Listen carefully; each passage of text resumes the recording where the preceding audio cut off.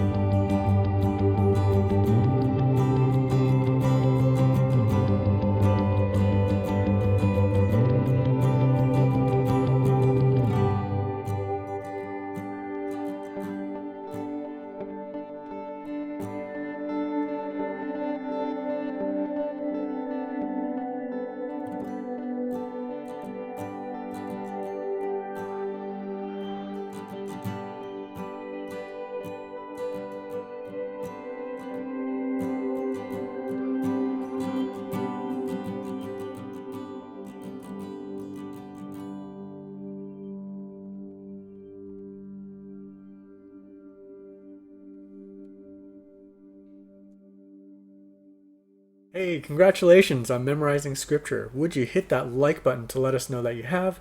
And also, it'll let others know that this is a good Bible verse to memorize as well. If you haven't already subscribed to the channel, please do. You can do so by hitting the logo right beside me. Thanks again for watching, and may the word of Christ dwell in you richly.